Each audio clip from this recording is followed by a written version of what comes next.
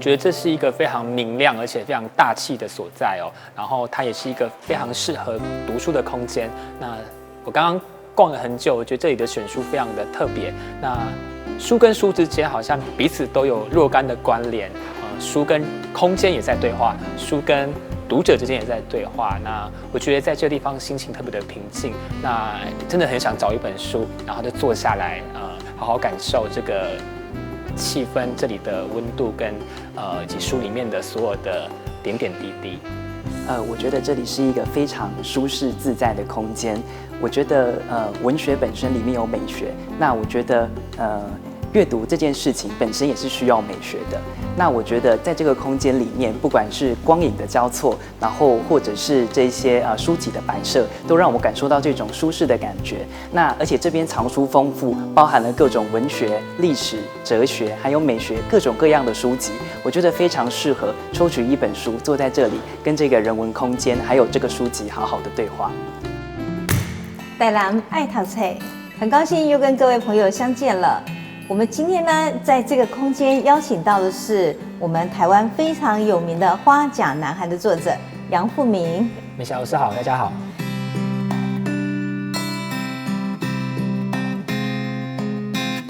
还有呢，我们来自于这个海的欧望地区的一个新锐作家，就是我们的李炳书。美霞老师好，大家好。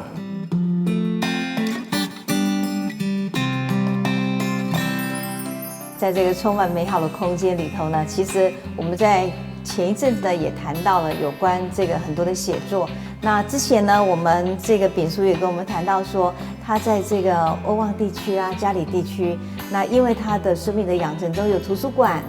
还有庙宇，所以让他其实有很多丰富的童年。我突然间想到了哦，我曾经写过一本这个《爱在镇头》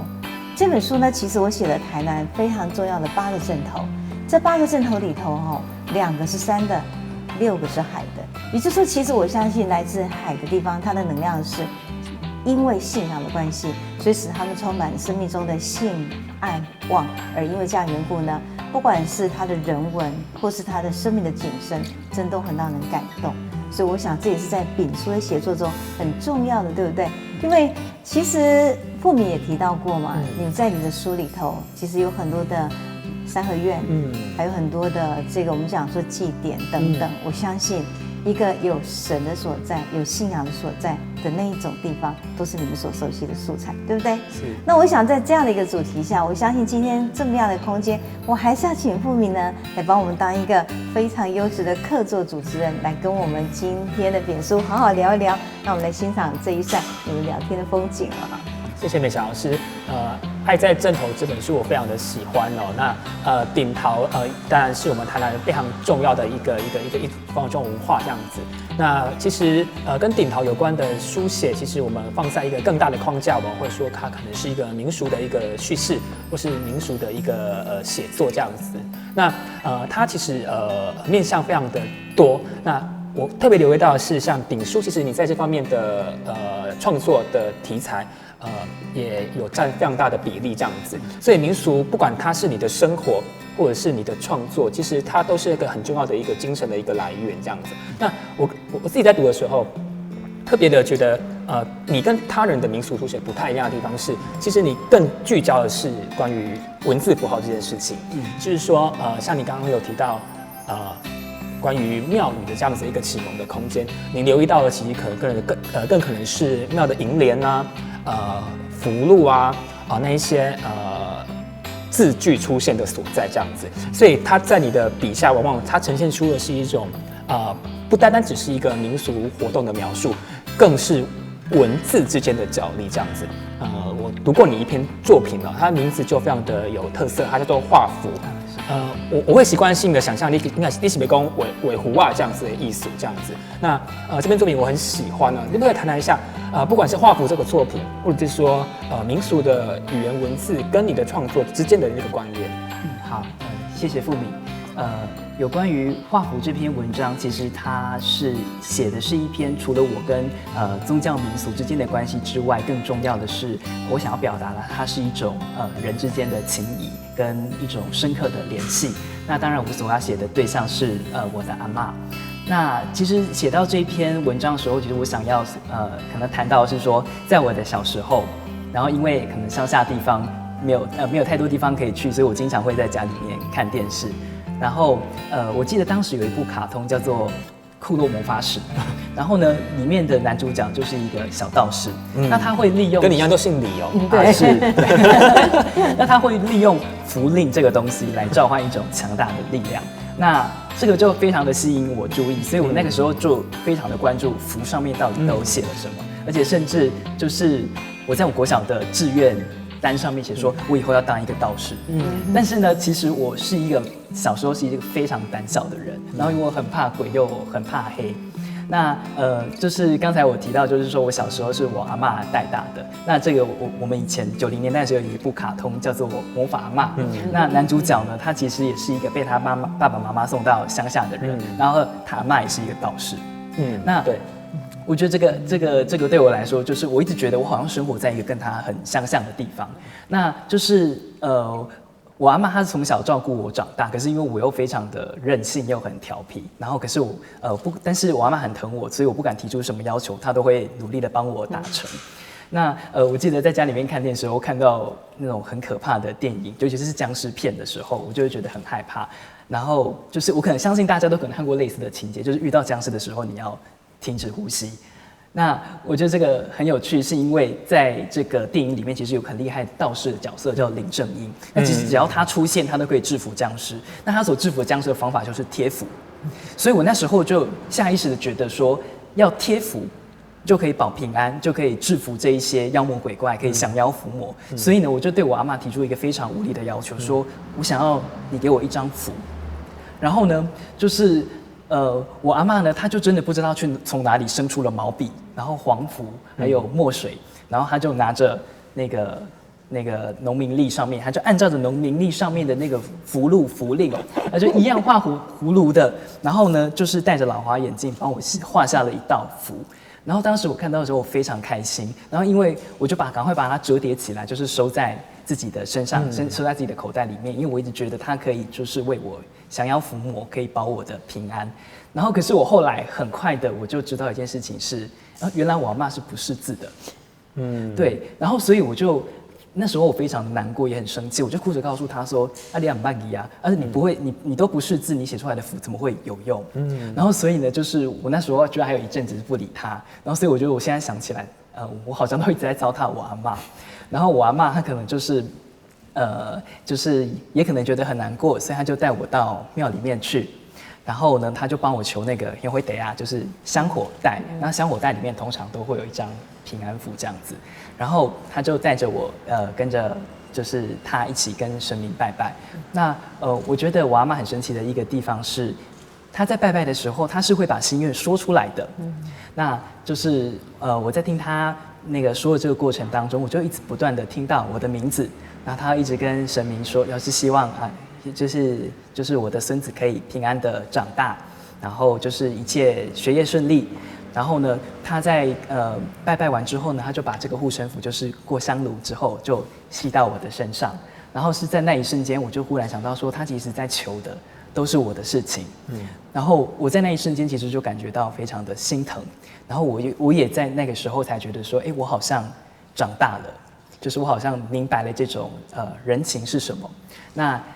也是在那个时刻我就知道说，原来其实一个不识字的阿嬷，她所写下的这个符令，她所带给我的意义是更大的。对，谢谢秉叔这个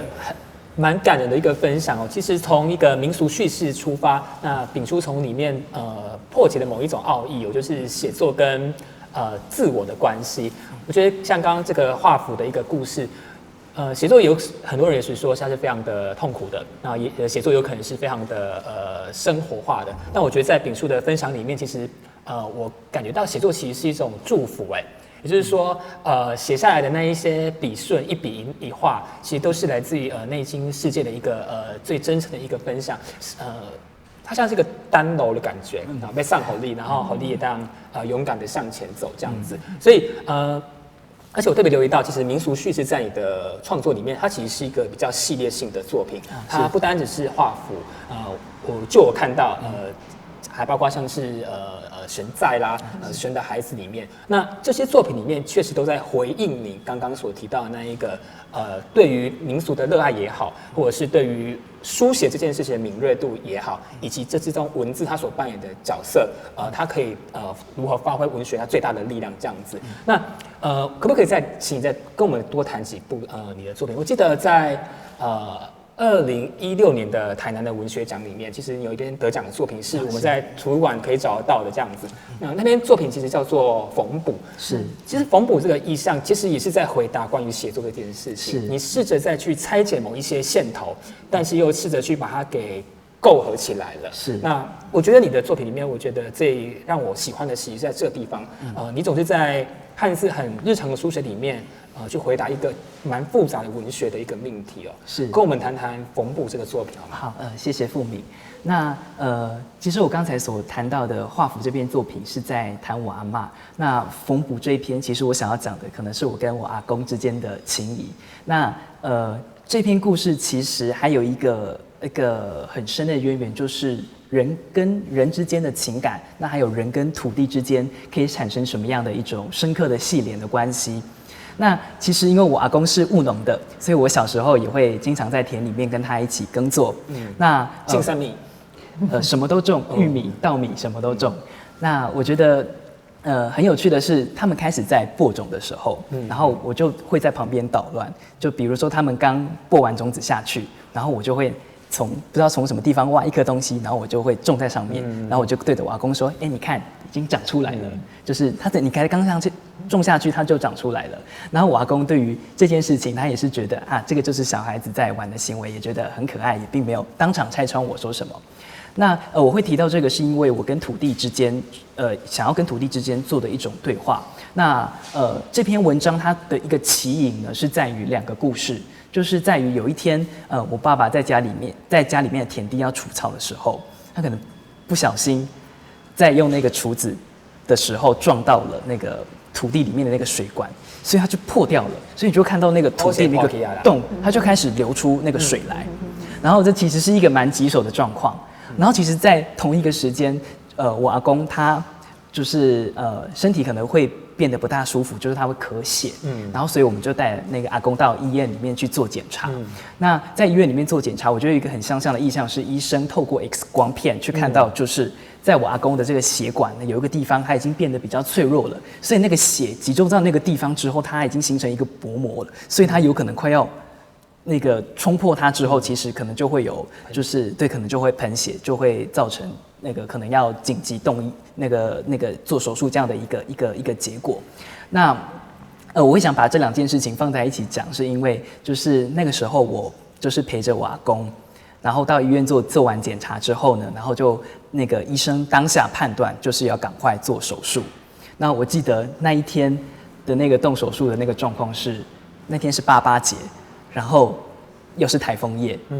对，所以呢，我就跟我爸爸就2个人，就是在病房外面，然后一直等着那个医生开刀，然后那个等手术成功顺利完成之后，我们就回到病房里面，我们就一直在等，就是阿公就是恢复过来的这个过程。那结果我阿公他醒过来的那个第一句话，他是告诉我说：“那个台风走了吗？”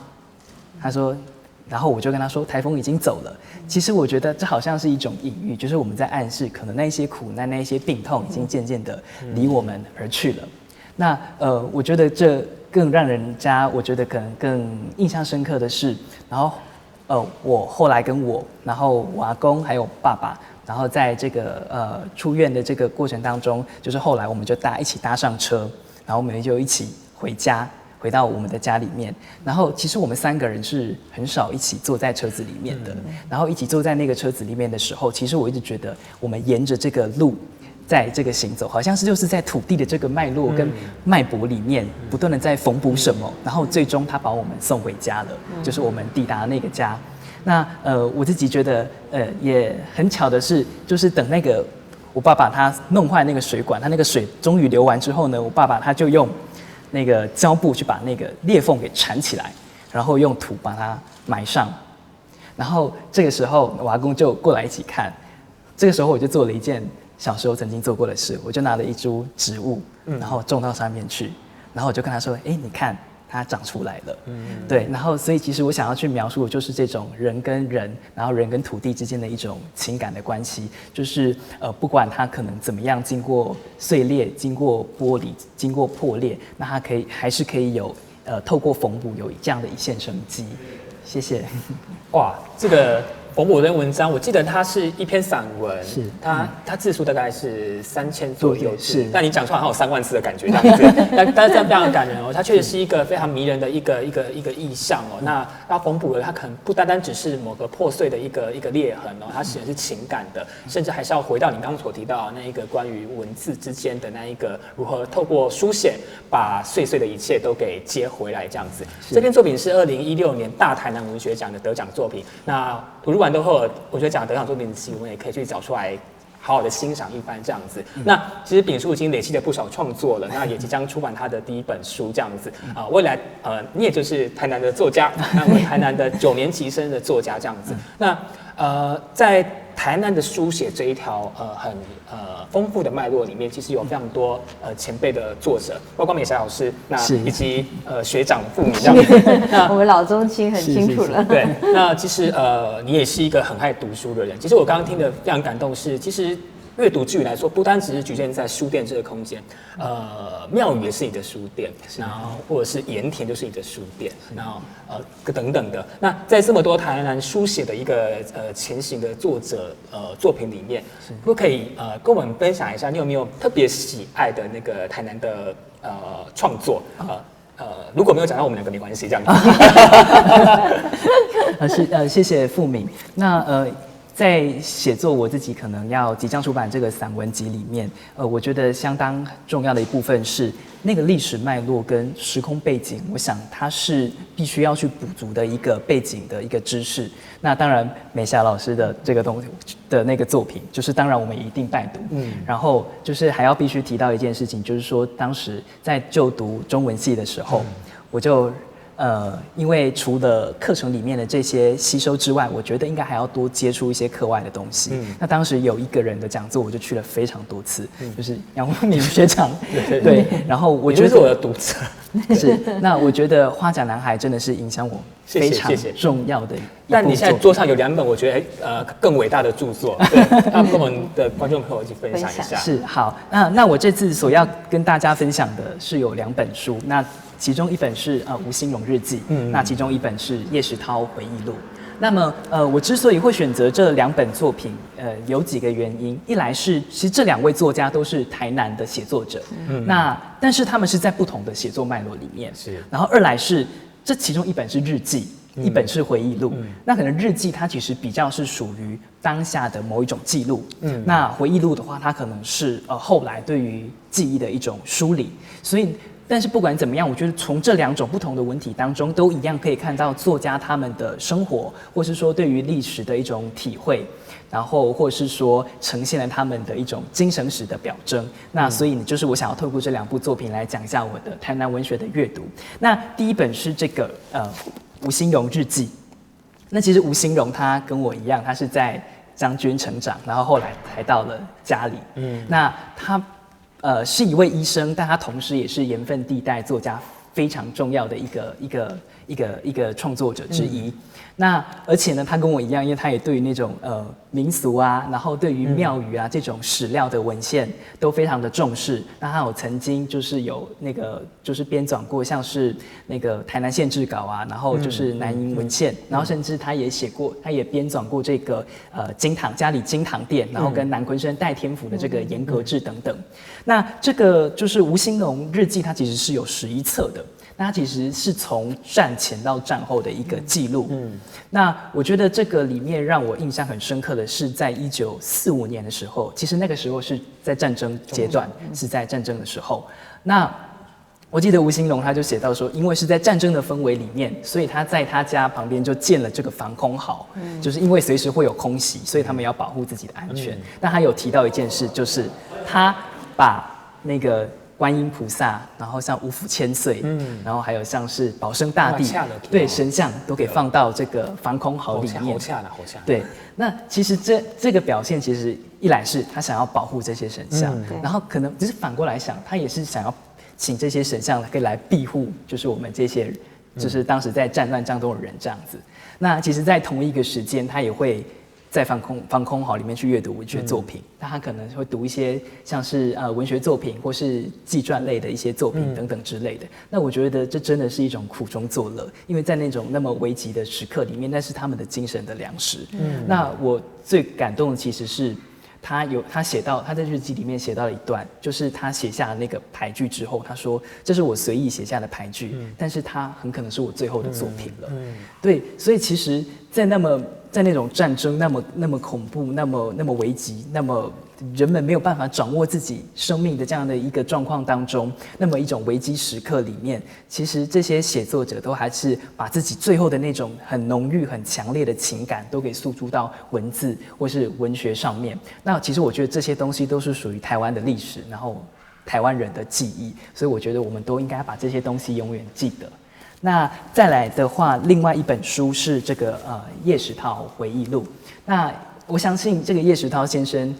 对于台湾文学稍有涉猎的人都应该会知道，因为他有出版过一本非常重要的著作，也就是在解严那一年出版的，就是台湾文学史纲。是，那这本书他就对于台湾文学本土论就是做了一个非常大的贡献。那在这本回忆录里面，其实叶石涛呢，他就写到了非常多他跟文人之间的一种往来互动。那他可能写到了像张彦勋，像是钟肇政，然后就是